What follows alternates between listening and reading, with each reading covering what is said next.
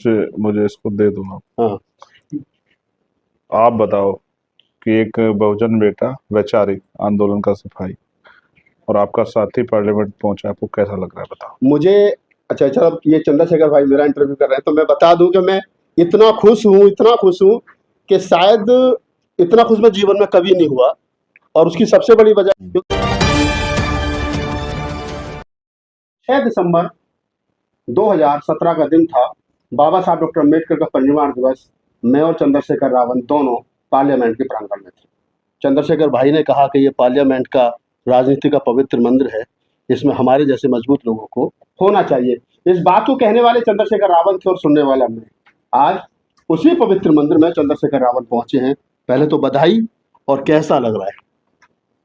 से मुझे इसको दे दूंगा। हाँ। आप बताओ कि एक बहुजन बेटा वैचारिक आंदोलन का सिपाही और आपका साथी पार्लियामेंट पहुंचा, आपको कैसा लग रहा है बताओ। मुझे अच्छा चलो, ये चंद्रशेखर भाई मेरा इंटरव्यू कर रहे हैं तो मैं बता दूं कि मैं इतना खुश हूं कि शायद इतना खुश मैं जीवन में कभी नहीं हुआ। और उसकी सबसे बड़ी वजह, क्योंकि जो सपना हमने देखा था, जो लड़ाई शुरू की थी कि इस पार्लियामेंट में, सदन में वो लोग जाने चाहिए जो सही मायने में समाज का दुख दर्द समझ सके, तो आज हमारा साथी, आंदोलन का साथी, हमारा भाई वहां पहुंचे, तो इस बात का बेहद फक्र है। मैं आपको याद दिलाता हूँ, 6 दिसंबर का दिन था और देश के प्राइम मिनिस्टर भी वहां आए थे और हमने शोर मचाया था बहुत जी। जोर से कि एक तरफ बाबा साहब को नमन करते, दूसरी तरफ बाबा साहब के संविधान पे को कुचलने काम करते हो। और शायद उस दिन के बाद दोबारा आपको वहां बुलाया नहीं गया। हाँ, मेरा लगभग 4.5 लाख रुपए साल का नुकसान हुआ।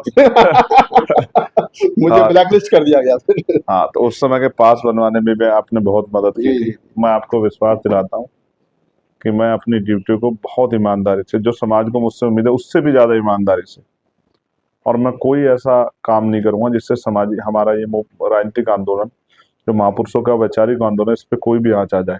मैं इस बात को मानता हूँ कि महापुरुषों ने कहा, स्पेशली इसमें बाबा साहब अम्बेडकर का एक कोट है कि धर्म धर्म में जो है नायक पूजा अच्छी बात है, इससे जो ये मुक्ति की तरफ जाता है, लेकिन राजनीति में नायक पूजा नहीं पूजा होनी। नहीं होनी चाहिए। तो मैं कोशिश करूंगा कि बहुत अगले 5 साल बाद जब हम हों, अगर मैं इस दुनिया में रहा, आप रहे, क्योंकि मृत्यु का अटल सत्य है, बिल्कुल। और मैं जिस तरह की परिस्थिति में, आप जानते हो कि गोली का भी सामना मुझे करना पड़ रहा है, तो मैं आपको विश्वास दिलाता हूँ कि अगली बार बहुत सारे और नए अम्बेडकरवादी चेहरे पार्लियामेंट में होंगे। इस बात के लिए मैं संकल्पित, इसलिए हम लोग और मेहनत करने वाले, रुकने वाले नहीं।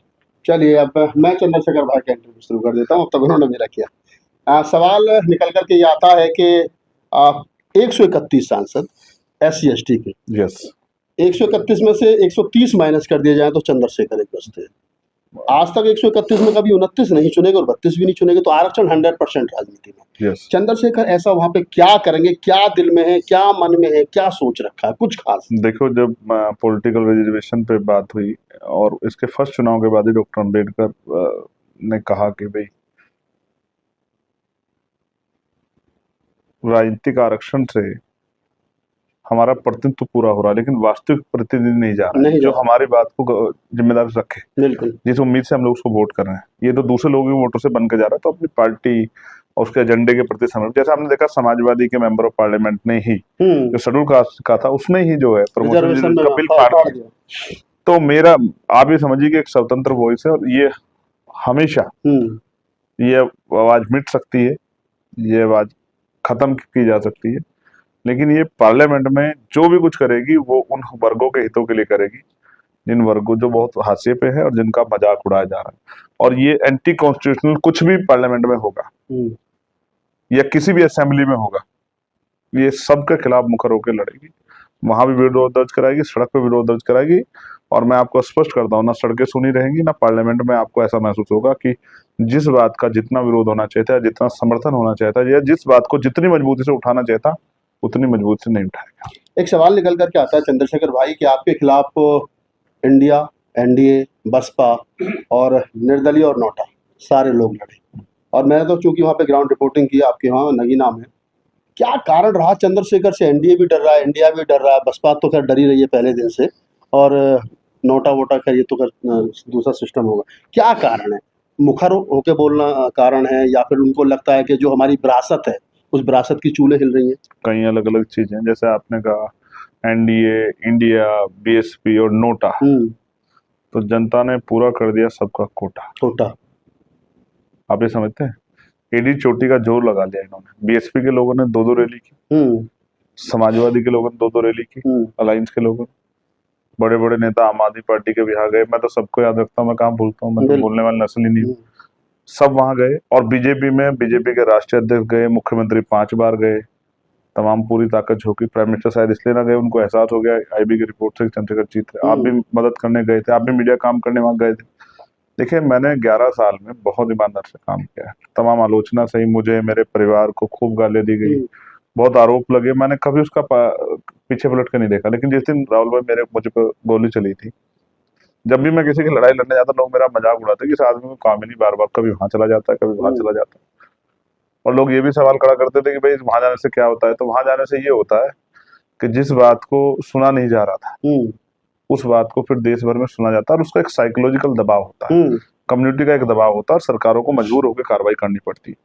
अगर हाथरस में हम लोग ना जाते, देखो मैं कोर्ट में जाके कलम नहीं पकड़ सकता हूँ, लेकिन अगर हम हाथरस में जाते तो वो मुद्दा ही नहीं बन पाता। बिल्कुल ऐसी हाथरस जैसी रोज घटनाएं होती गांव सड़क देहात में। तो मैं आपसे ये कह रहा हूँ कि जिस दिन मुझे गोली चली, उस दिन मैंने तय किया था कि ये तीसरी बार है जब मैं मौत को बहुत करीब से देख रहा हूँ, कोशिश की गई, मौत को बहुत करीब से देख रहा हूँ।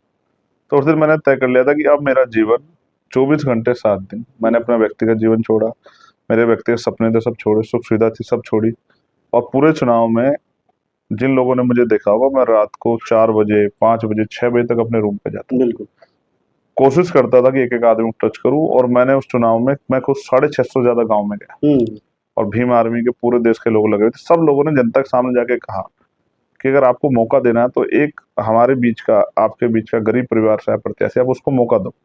आपने सबको मौका दे दिया, आपने अलग अलग पार्टी को, यहाँ 3 पार्टियों को मौका दिया आपने, यहाँ भाजपा को मौका दिया, सपा को दिया, बसपा को दिया, तीनों एमपी आपने देखे, क्या किया उन्होंने आपके लिए।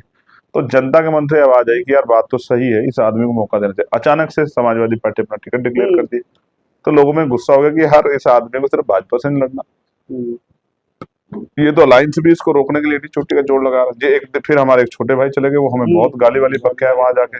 तो वो गाली बके तो हमारे लोग अंदर से मन तो कहने लगे कि इनका दिमाग खराब हो गया है, इनको सबको ऐसा लग रहा है कि चंद्रशेखर ही अकेला प्रत्याशी। तो फिर समाज ने जिस तरह का सपोर्ट दिया, ये ऐतिहासिक है कि 1% वोट बीएसपी को पड़ा है। 13,000 कुछ वोट पड़ा है, लगभग 1% वोट पड़ा है, और आपको लगभग 52 के आसपास पड़ा है।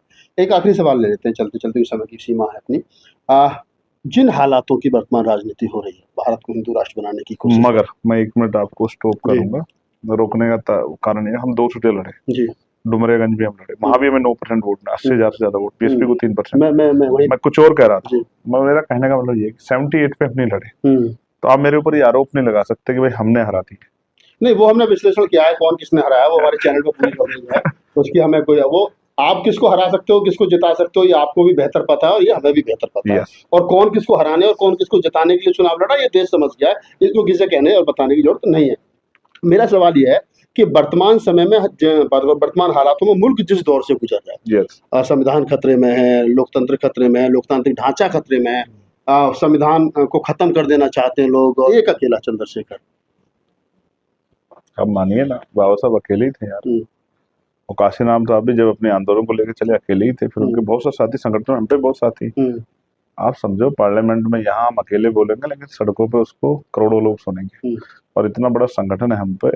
2 अप्रैल 2018 देश ने बुलाया, हमने उसके बाद भारत बंद बुलाया, वो भी देश ने बुलाया, आपने दिल्ली का गुरु घर का आंदोलन था, वो भी लोग ने बोले, हमने एनआरसी का आंदोलन लड़े, वो भी लोग ने बोले। और जिस दिन सड़कों का आह्वान करेंगे, सरकारों की नींव हिल जाएगी, आप देख लेना। आप ये मत समझिए कि सांसद एक है, आप ये समझिए कि वो आवाज कितने लोगों की है। चलिए, कोई एक प्रदेश ऐसा नहीं जहाँ से मुझे बधाई ना आई हो, या जहाँ के लोगों ने ये ना कहा हो कि आज हम बड़े खुश हैं क्योंकि हमारा भाई पार्लियामेंट में आ गया है। कोई एक स्टेट नहीं है देश का। एक लास्ट सवाल लेते हैं। अखबार, तमाम मेन स्ट्रीम मीडिया ये कह रही है कि चंद्रशेखर रावण जो है वो एनडीए गठबंधन का हिस्सा है, और इंडिया गठबंधन वाले कह रहे हैं कि नहीं, वो हमारे साथ, उनका अलायंस है। कल आपने पप्पू यादव का भी स्टेटमेंट देखा हुआ। तो वास्तव में चंद्रशेखर रावण इंडिया के साथ हैं, एनडीए के साथ हैं, या चंद्रशेखर आजाद संविधान के साथ है, और इस देश के हर कमजोर हक वंचित समाज के व्यक्ति के साथ है, और उन्हीं ने मुझे वोट देके भेजी, ना मुझे इंडिया अलायंस ने वोट दिलाई, ना मुझे एनडीए अलायंस ने वोट दिया। दोनों लोग पूरी जोर लगाए और बीएसपी ने भी पूरी जोर लगाई। तो मुझे जनता ने आशीर्वाद दिया, मैं जनता के लिए उत्तरदायी हूँ और भीम आर्मी, भारतीय एकता महिला और आजाद समाज पार्टी के प्रति उत्तरदायी। देश में रहने वाला हर एक वंचित वर्ग का व्यक्ति मेरा भाई है और उनके हकों की लड़ाई लड़ना मेरी जिम्मेदारी है। चलिए, तो आप चंद्रशेखर आजाद उर्फ रावण हैं और हमारे पुराने साथी हैं, आंदोलन के पुराने साथी हैं। मैं एक बात है तमाम दर्शकों को बताता चलूं कि आज का दिन बड़ा ऐतिहासिक दिन है। जो सपना कभी, जैसा मैंने कहा था 2017 में मैंने और चंद्रशेखर भाई ने देखा था, वो पूरा हुआ है। मेरी विशेष शुभकामनाएं चंद्रशेखर भाई के लिए है। मैं चाहता हूं कि वो देश के संवैधानिक सबसे बड़े पद पर पहुंचे, जो कभी माननीय साहब कांशीराम और बाबा साहब ने देखा था और कहा था कि जाओ अपने घरों की दीवारों पर लिख दो तुम्हें इसका हुक्मरान बनना है। तो ये रास्ता हुक्मरान बनने का जो आज पहली जो यहाँ पर एक ईंट रखी गई है वो मंजिल तक पहुंचे। इस पूरी बातचीत के बारे में आपकी क्या प्रतिक्रिया, कमेंट सेक्शन में बताइए।